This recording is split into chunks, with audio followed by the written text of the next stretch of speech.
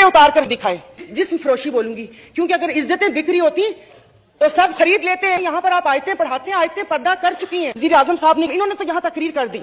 इस तकरीर के बाद अगर इतनी हिम्मत है, कुछ शर्म नहीं आती? बिलावल साहब को कहता गरीब पैदा क्यों होता है, गरीब का कसूर है। इनकी तो दुकान चल रही है, अब इनके दिमाग मिली नहीं उन लोगों से, इनके भूसा भरा हुआ दिमाग। मेरा बानो नाम है, एक्टिंग भी बहुत अच्छी करती है। मैं किससे आजादी मांगू? क्या गोश्त खाने के लिए हमने आजादी मांगी थी कि खुला गोश्त यहाँ पर खाने को मिल जाए? नहीं करनी थी। अब जाहिर है पाकिस्तान को डिफॉल्ट होता तो नहीं देख सकते, हालांकि गो के इसमें मेरा कोई हिस्सा नहीं है, तो लेकिन मैंने सिर्फ वजीर खजाना साहब को एक रिक्वेस्ट करनी थी कि 15 और 25 वाले को तो छोड़ें, मुझे एक 50,000 वाले का बजट बनाकर दिखा दें।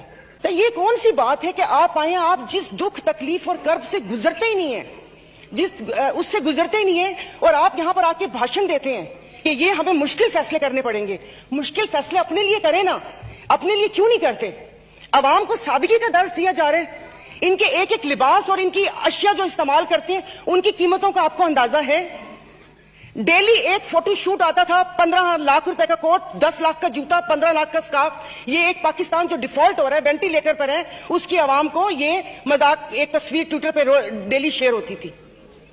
मुझे सिर्फ एक 50,000 वाले के जीने का हक छीन लिया है उन लोगों से। आप मुझे बताएं कि ये पेट्रोल के लिए यहीं पर ही थे।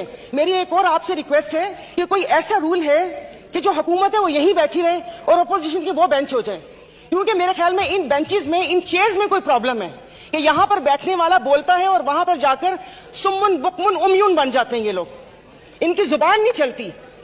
और यही जब मैं वहां पर बैठ के हुकूमत पर तनकीद करती थी तो यहां पर सब बैठे डेस्क बजाते थे।